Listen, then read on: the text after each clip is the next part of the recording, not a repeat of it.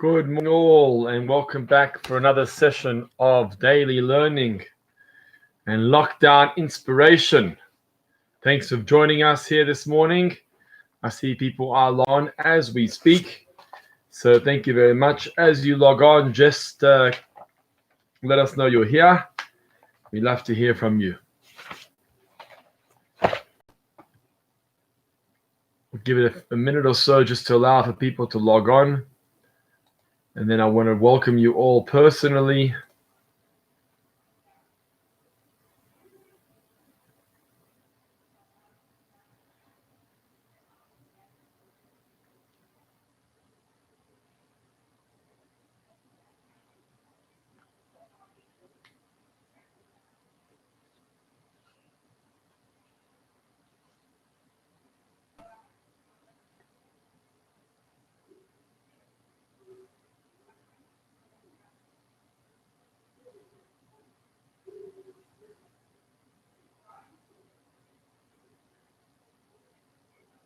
Okay.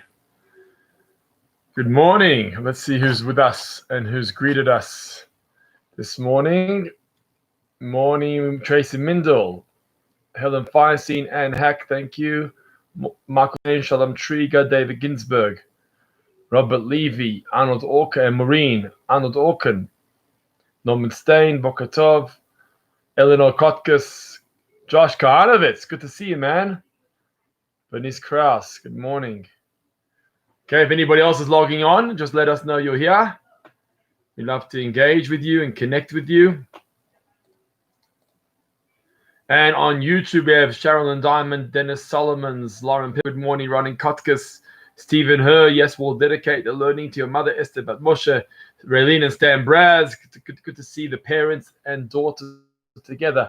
Melissa Ganendi on Facebook and Donna Lovitz on YouTube. So it's wonderful to see you all once again for a great morning. Hope you're keeping well. Hope you're keeping strong.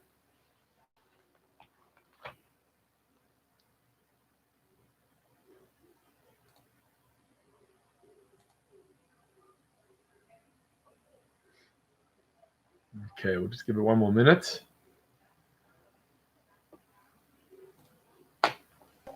Felicia Jenks, Boker Tov, good morning. Ian Clemenson, good morning. Okay, good. So let's get going. Yesterday we started. Hi, Shalomit Schultz, you're online with us. Great. Fega Sega, good morning. Good to see you online as well.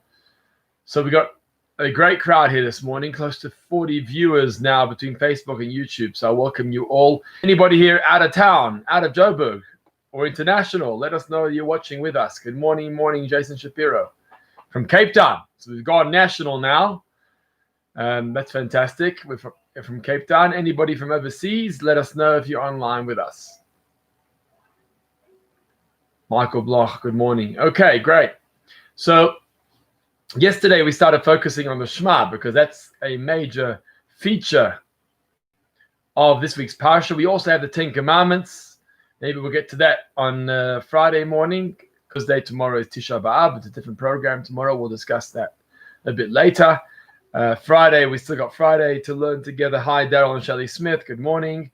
So, focusing on the Shema, Moritz Walken, good morning.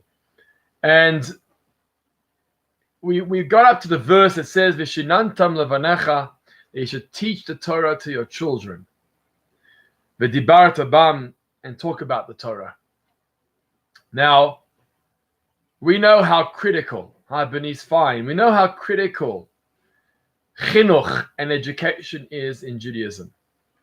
That's how we have managed to pass down the tradition of Judaism from one generation to the next, is because father has taught son, mother has taught daughter. That's the beauty of Jewish tradition, is that it's been passed down from one generation to the next. That's why the Manishtana features so prominently in the Seder night, because it's such an important part of the exodus of the Jewish people and to freedom, is to allow for our children, to encourage our children to ask us questions, to engage with us, to ask us questions. That's how we pass on the tradition. And so Vishinantam Levanecha is part of that. Vishinantam Levanecha means teaching to your children. Now, in actual fact, the achrayut, responsibility of teaching children, is our responsibility. It's not the school's responsibility. I know that we like to take our kids to school, and it's very challenging during this lockdown period that we can't take them to school like we normally would, and they're busy doing homeschooling right now. But taking them to school is part of the responsibility of the parent, not the school. The parent has responsibility. As the verse says, Vishinantam levanecha, teach Torah to your children. You've got the responsibility as a parent to teach Torah to your children. You're only hiring a teacher, you're hiring a school to be your messenger. On that note, it's the same regarding, for example, a Brit Milah. The mitzvah of a Brit Milah is on the parents, in fact, the father. It's on the parents to bring the child to a Brit. But not everybody knows how to do it. So therefore, we hire a mohel. But the mohel is only a messenger of the father, of the parents. And so that's the connection between chinuch, educating our children, it's our mitzvah, or circumcising our children, it's also our mitzvah. Hi, Lionel and Louise, good morning. Good to see you all. Nice to have you online.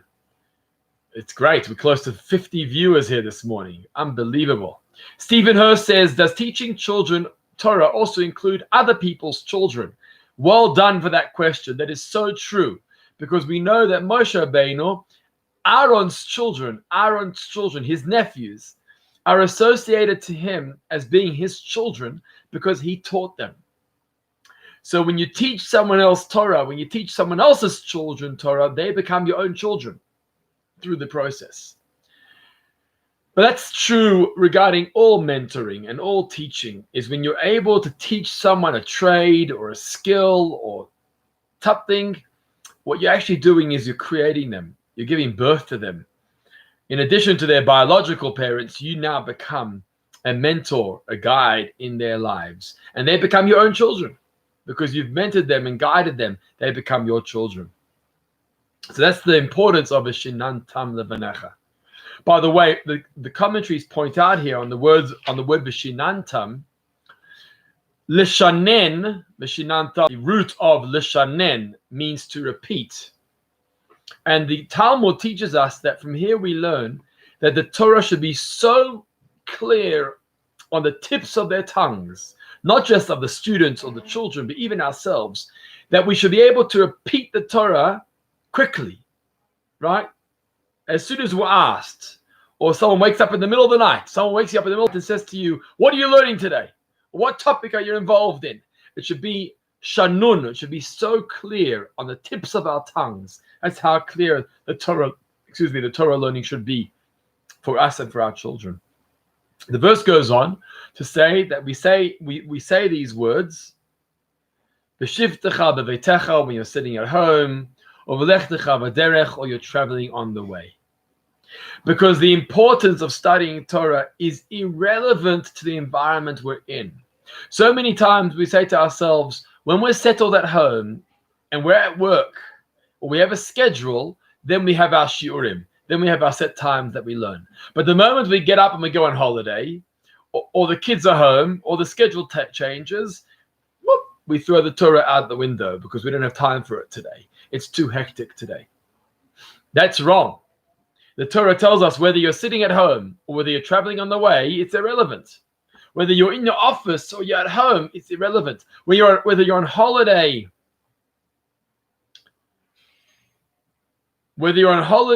or you're at home, it's irrelevant. Torah is equally applicable, and we've got to be committed and dedicated to Torah learning. In fact, when I go away with my family on holiday, the children all know that we don't get going for a day's activity before we have a session of learning in the morning.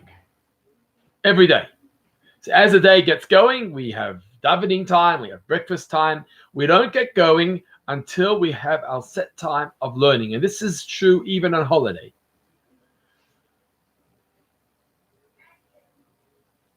Maureen and Robert, our old-fashioned Hebrew teachers, taught us psukim off by heart, and we still remember them. Exactly. Hi, Hilly Lipworth. So well done, Maureen. And that's the power of chinuch, of education. Exactly. of keeping them on the tips of our tongues. Exactly, that's the point. Someone told me that they were in a Jewish day school not recently, in the last few years, and it was during the winter break. It was during the June-July winter break, and he took a peek into the cupboard in the shul, and there was a cupboard full of tefillin. Now, this is during a school break, and the tefillin's there, right? What do you think the mindset of the students was? The mindset of the students was, well, we're on holiday anyway. So if we're on holiday anyway, why must my tefillin come home with me? That's not the Jewish way of life. The Jewish way of life is that if tefillin's important, it's important whether I'm at home or I'm at school or I'm on holiday. If Torah learning is important, it's important no matter where I am. And that's the verse. Whether I'm sitting at home, whether I'm traveling on the way, that doesn't make a difference. I want to pause here for a moment just to welcome all of you for another session. We've got a beautiful, beautiful crowd here this morning between Facebook and YouTube. So thank you for joining us. If you're just joining us, please put in the comments that you're with us. We'd like to welcome you personally. If you have a question or two, feel free to post them as well. I'd love to engage with you personally. The verse goes on to say, B'shach b'cha uvkumecha. In fact, this is the theme of today's daily Maimonides dose. For those of you that are on the group, and I've shared the dose for the day, and those of you that are not on the group, I'll share it with you here. We have a phrase here that teaches us, B'shach b'cha uvkumecha, whether you lie down or whether you get up. And the commentaries tell us that this is the mitzvah, those words, whether you lie down or you get up, is the mitzvah of reciting the Shema daily, in the evening and in the morning. Evening hours, we have Mariv, or we have bedtime Shema.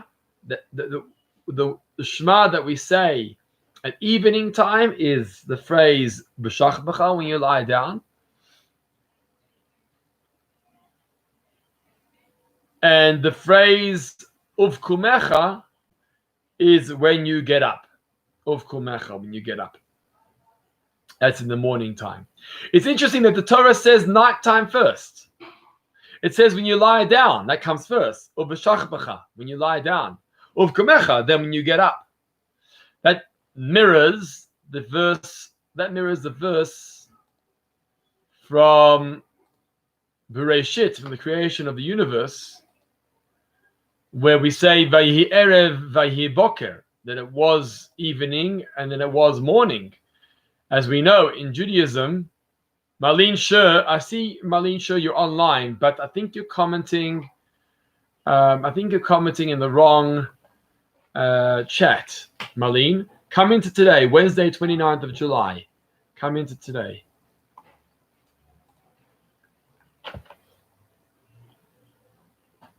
Okay, so coming back to this, is the evening in Judaism comes first, then comes the morning. Erev v'yi boker. First it was evening, then it was morning. Same thing, v'shach b'cha, when you lie down, and then when you get up. When we get up in the morning, when we begin our nighttime. Why? Because we know that our day follows the night. That's a full day creation. The way we set the tone in the evening is the way we continue on in the morning too. V'shach b'cha uvkumecha. What features in the Shema as well, in that first paragraph, you can see it's a packed paragraph. There's so much detail in that one paragraph of the Shema. So something else that features is the mitzvah of tefillin. Tefillin. As it says, ukshartam la'ot al yadecha, that we tie the tefillin on our arms and bein einecha, between our eyes. Now the word that's used here is the word ot. What does ot mean? Ot means a sign. Ukshartam le'ot al yadecha, because the tefillin is a sign of the covenant between God and the Jewish people. Inside those black boxes is actually parchment. It's actually parchment. I'll just pause for a moment. Brian Olwen, is the bedtime Shema tefillah? The answer is that we have a mitzvah to say Shema once in the evening, a biblical mitzvah. Then there's other parts, Ariv, and there's nighttime Shema. But the biblical mitzvah is to recite the Shema once in the evening. So whether a person does it as part of the Mariv prayer, or a person does it as part of Kriyat Shema at nighttime, either way, if Shema is said once in the evening, we fulfill the biblical obligation. Coming back to the mitzvah of tefillin. So it's called the ot, it's called the sign. What else? What else is called an ot? What else is called a sign in Judaism? Maybe some of you can tell me the answer. The word ot means a sign. What else has the word or the title of an ot, of a sign? Which other mitzvah is called an ot between God and the Jewish people? Feel free to post your answers in the chat box. Which other mitzvah is known to be an ot, a sign between God and the Jewish people? Right, so Daryl and Shelley, it's correct. Siman. Siman is another word for ot. I want to know which other mitzvah carries that title besides tefillin. Mezuzah. Michael says mezuzah. I'm not sure the mezuzah. I don't think the mezuzah is called an ot. I don't think the mezuzah is called an ot. I don't think mezuzah is called an ot. Brian Owen, I don't think so. Where do we see the word ot by a mezuzah? Stephen Herr says Shabbos. Right, so Stephen Herr is right. Shabbos is an ot. It's a sign of a covenant between God and the Jewish people. And Shalom Trigo on Facebook and Michael Bloch on YouTube both say, and Maureen and Robert Levy all say the Brit Milah. The Brit Milah is a sign, is a covenant. Davi Olwen. Oh, we have Davi Olwen on the line. We got Brian Olwen, we got Davi Olwen, you guys, father and son. That's nice. So Shabbat is the ot. Ot hi le'olam. Very good. Ot hi le'olam, that Shabbos is the sign, is the covenant. And this is the reason why we don't put on the tefillin on Shabbos. And Yom Tov, that is. Because they themselves are a sign of the covenant of the Jewish people with God.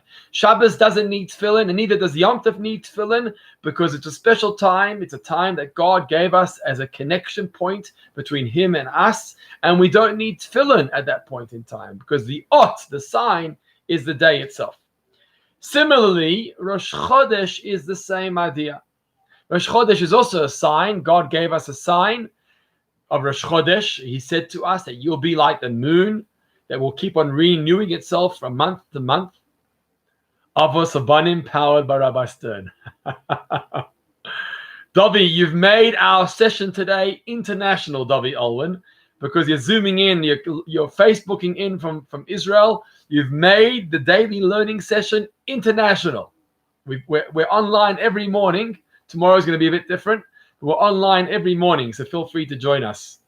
And your father can come too, and we'll have Avot Banim every morning. Great proposal. So Rosh Chodesh is the same. Rosh Chodesh is also a day where God said to us, you'll be like the moon. The moon keeps on renewing itself and refreshing itself every day. So you'll every month. So you'll be, that day of Rosh Chodesh is a sign of the covenant between God and the Jewish people. So therefore, in Rosh Chodesh, actually, as we get to Musaf, we put on tefillin on Rosh Chodesh, but as we get to Musaf, we take off the tefillin and we daven Musaf for the day. The Rosh Chodesh davening, we say it without the tefillin on. Now, we know the famous debates in the Talmud. What does Yadecha refer to? When it says that we tie the tefillin al Yadecha, what does it refer to? What's the hand refer to? What does Bein Einecha refer to? What do the eyes refer to? There's big debates about this in the Talmud. Some wanted to say that Yadecha means the palm. That's Yadecha. And we know it's not the case. This is not Yadecha that the Torah is talking about. The Yadecha is the bicep on top, where we put the tefillin on top, not on the palm. Even though there were some that used to, there was the Sadducees, the Tzdukim in the times of the Talmud. That's not the way we practice. Similarly, It says beinenecha, between your eyes. And the way that we translate beinenecha to mean is literally here between your eyes, but it's also not true. It's supposed to be above the hairline. Many people make this mistake. They tug on their tefillin. They try and pull the tefillin down. It's not supposed to be that way. The tefillin actually is supposed to be on top of the forehead, above the hairline. For those who have a hairline, above the hairline. That's the correct positioning of the tefillin. Now, in fact, this verse of the Shema that discusses the tefillin, the head tefillin and the hand tefillin, is one of the sources in Torah that shows us that we need oral tradition in order to interpret the written tradition. We need oral tradition in order to understand the mitzvah of the Torah. For example, the Torah doesn't tell us what the tefillin looks like. All it says is, tie them to your hand, tie them to your head. Tie what? Tefillin. What does tefillin look like? Where does it say? It's black, a black box with straps. None of that is written. That is oral tradition. We have oral tradition all the way back to Moshe Rabbeinu at Mount Sinai, where he received this tradition of how tefillin needs to look. And this is the source of the importance of Mishnah, of Talmud, of the oral tradition, because without them, we won't know how to perform the mitzvah of the Torah. And similarly, they told us that this doesn't, Yadecha doesn't palm, it means the bicep. Einecha doesn't mean the forehead, it means on top, between our eyes. Oh, Marlene, sure, I see you managed to get in to the right room. So welcome aboard. I know you've been with us throughout, but thank you very much for joining us in the right room and being able to comment here. And then the final mitzvah of this paragraph of the Shema is the mitzvah of mezuzah. So I know some of you pointed out mezuzah earlier. We have the mitzvah of mezuzah. Uchtavtam al mezuzot beitecha uvisharecha. Now we have the mitzvah of writing a mezuzah and putting them up on our doorposts. And this is something very, very important, especially during a time like this, during a time of a pandemic, because we know the protection that the mezuzah gives our homes. But not just our homes, the protection the mezuzah gives each one of us too. The mezuzah becomes a protection force. You're going to put the mezuzah up on the door. What the mezuzah does, it has multiple purposes. First of all, the mezuzah sets the tone for the home. It sets the atmosphere. Two ways. As you walk into the home, you notice the mezuzah, and so that declares, that makes an announcement to everybody, those who are coming or going, or those who are arriving, that this is a Jewish home with Jewish values and Jewish standards. And so we have the mezuzah at the front on the way in, and it's also the mezuzah on the way out. As I step out of the privacy of the protection and security of my own home, and I go into the streets, I notice the mezuzah, and I say, this is the attitude I need to take. This is the message and the values I need to take with me into the big wide world. And so the mezuzah reminds me of that at that point too, as I go in and as I go out of the mezuzah. The mitzvah of mezuzah is, in fact, to put a mezuzah up on every doorpost in the home. Some people had the tradition or have the tradition of putting up one mezuzah or two mezuzahs on the front door and back door. That's good, but it's not sufficient. It's not enough. One should ideally have a mezuzah on every single doorway in the home. Now that's costly and it takes time to afford that. But ideally that should be the goal, that we try and stock up enough mezuzot to be able to put up a mezuzah on every doorpost. And that creates a sense of protection in the home, a sense of holiness, a sense of kedusha, as the mezuzah goes up into our homes.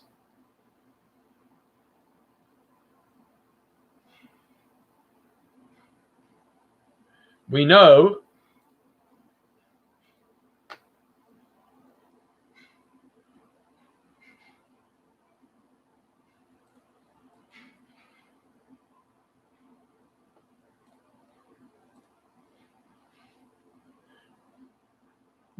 that we have a tradition again, another oral tradition, that on the back of the parchment of the Shema, the first paragraph of the Shema, on the back of that parchment, we have the shin. The shin sticks out on the outside.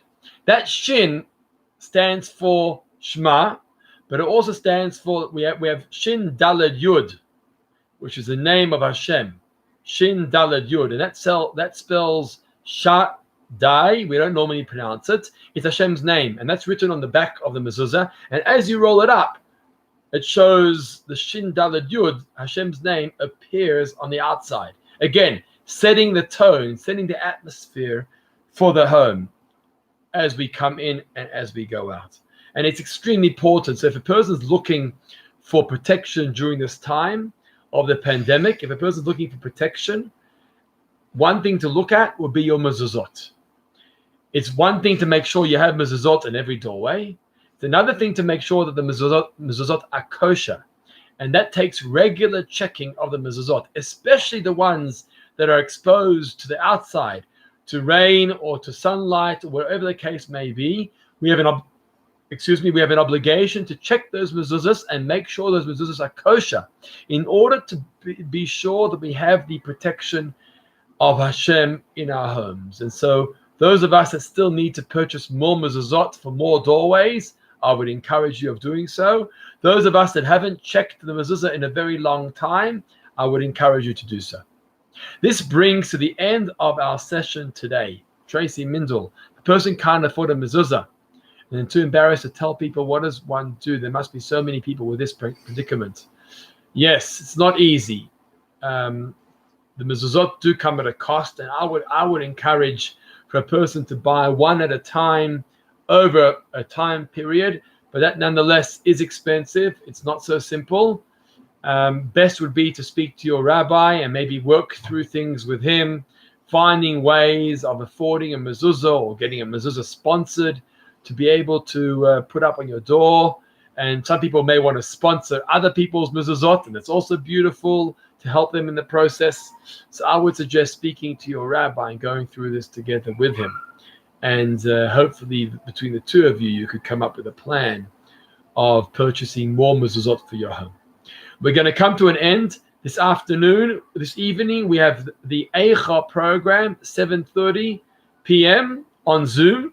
7:30 p.m. on Zoom, followed by a fantastic program where we're going to be hearing from Ella Blumenthal, who was a Holocaust heroine in Cape Town, together with Jordy Sank, who was actually preparing a film on Ella's life.